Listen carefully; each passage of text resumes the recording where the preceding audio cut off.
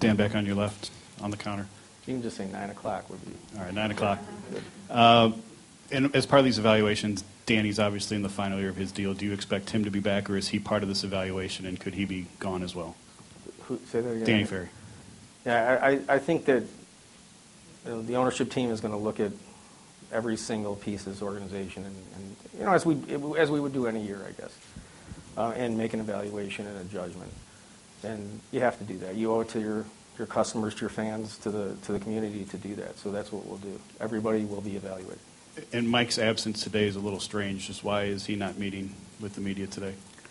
Could ask you guys, but I think he talked last night, and as did the players, and I think that was the decision that was made, right? So, yep. 8 o'clock over here. Yes, sir. It's like 8:30. 8:30. You talked about the gap between expectations and what was delivered. Z and Shaq, older players, big contracts. Do you think you have enough to win right now, or I mean, given what's likely to happen in the roster, even apart from LeBron? I mean, going forward, or what occurred? And again, I don't want to sound like a broken record to you guys. I really don't. Because if I gave any other answer to that, I wouldn't have been. I won't be totally honest. I mean, you're so in the arena, no pun intended, and you're so focused on the playoffs and winning a playoff game and trying to understand things as they're going on as much as you can understand them, that you're not really thinking, in the sense of going forward. But that's what we do now. We would like to have been doing this a lot later than now, but we're doing it now.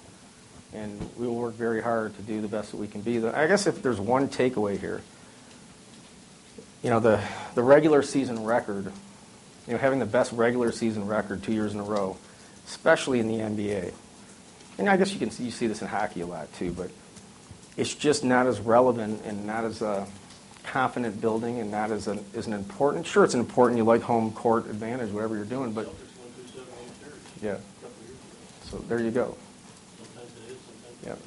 But I'm just saying it's not. What I mean is it doesn't guarantee success in any way. It doesn't mean if you don't have it, you can't win. But it certainly doesn't put you in the great advantage that one may think it puts you in, or maybe even I thought it would put you in. As you look at it, boy, if we could have the best regular season record, that gives us a pretty good chance. We have the home court throughout the whole playoffs. We're pretty doggone good at home, but playoffs are a whole different thing, and that's just to give you something. That's some initial kind of big picture learning thing that I think sticks more than anything. Are you saying you want ready for the playoffs?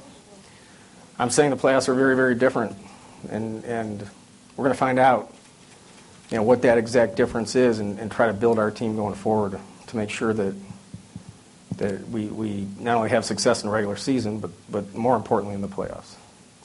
Dan Jovic, Fox 8. This team has competed Where are you? Right here, 12 o'clock. Oh, okay, 11:30. The payroll of this team and the luxury tax associated with it has been one of the highest in the league over the past 2 years, with Shaq being a free agent, Z being a free agent, LeBron entering into free agency. Do you plan on having the payroll of this team remain at that level, or are you going to be taking a step back? As we say every year, the payroll, again, and I don't mean to minimize the money, right? But a $20 million swing in NBA payroll, when you look at the overall revenues of a team and you look at the overall investment of a team, certainly not going to be the deciding factor one way or the other for us to do the right thing or not. It's a lot more expensive to lose than it is to win.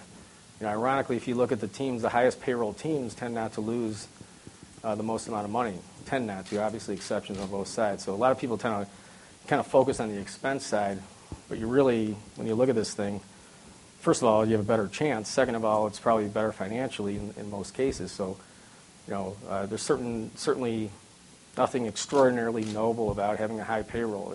To me, it's just the right thing to do. So, we will continue to do whatever it takes, and I mean whatever it takes. I mean, one thing Cleveland should understand, because you start seeing, little blurbs and getting messages, this is the beginning of the end, and the franchise is going to move out of it. That's absurd. I mean, it's not even a thought that ever even has occurred in anybody's mind here, not under this ownership. So, I mean, we're more motivated than ever. And Cleveland deserves, more than any town that I've ever been in, and the people here, to have a winner. And I'll tell you what, worse than any of this, anything that's happened is just thinking about the people here and seeing them go, here we go again. I mean, it's a nightmare, and we got to get through it. We will. Yep. Marla Reinier Yes, again. ma'am. One more thing along those lines. You talked about the kids and all.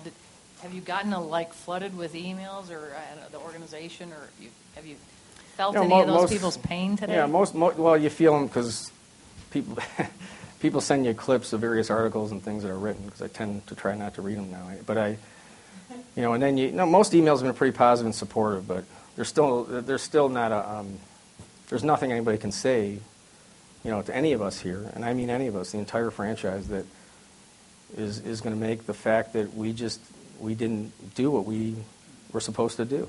And so, there's no use denying that. There's no use sugarcoating it.